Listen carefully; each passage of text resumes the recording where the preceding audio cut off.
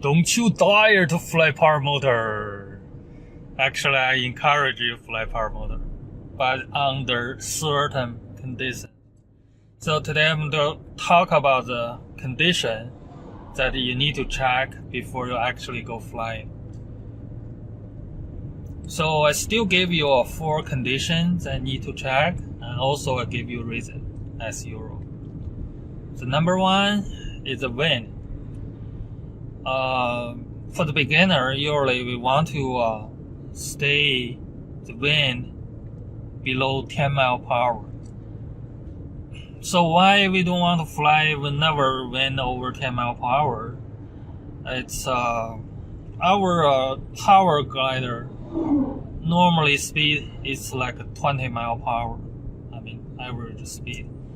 So if the wind forecast is only 10 miles per hour, I mean the wind gust usually can go over 20 miles per hour. That's very common. If the wind forecast is 10 miles per hour, the wind gust can go over 20 miles per hour. That's very common. So think about if you travel one direction by 20 miles, but actually the wind blowing backward, which means you cannot go back to your landing spot, right? If you want, so you cannot really go back to landing spot if the wind speed more than your paraglider speed. So that's why, I mean, you don't want to flying whenever the wind is over 10 miles per hour. Check off this. So number 2, it's cloud. The cloud means some activity in the sky.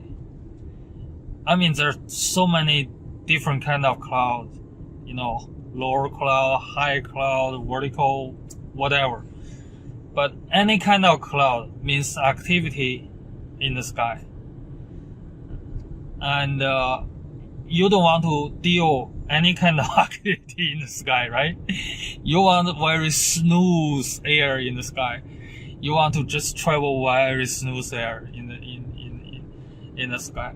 So you don't really want to deal with any kind of activity in the sky, in the air, because you don't really see it. It's invisible. The cloud you can see, but the activity hold the cloud, you don't see it. You just think about the cloud is water vapor. So the water is way heavier than air. How the cloud stay in the air without falling down, So there's definitely some activity to hold the cloud in the air. Doesn't matter what kind of activity, you want to avoid those. So that's number 2 reason. Whenever there's a cloud, don't go fly. And the number 3, so the number 3 is avoid any kind of obstacle. So find the biggest open area you can find and then practice there. So any kind of obstacle around you is dangerous. Extremely dangerous is the power line. Because the power line, once you're in the air, you don't see the power line. Unless you know there's a power pole there, there may be a power line. But if you just want to see the power line, you really cannot really see the power line. So that's why the many accidents is caused by power line. People just caused by the power line. That's really, really, really bad. So avoid any obstacle around you and find biggest open area as you can. So any tree, building, all kind of obstacle is dangerous for you. Remember that. Okay, that's number 3. And the number 4, mental condition. This is really important.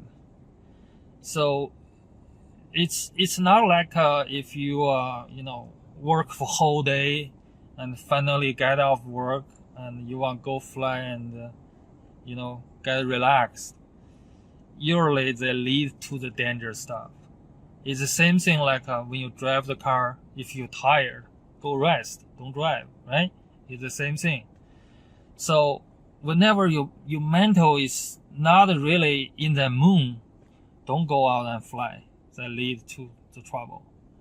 So you have to prepare your mental to the good moon to go flying. So that's number 4. That's the 4 condition you got to remember before you actually go flying. Number 1, the wind. Number 2, the cloud. Number 3 is obstacle. Number 4, the mental condition. And I hope you have a really successful paragliding life and enjoy your day. Okay, don't got any accident. Okay. Bye.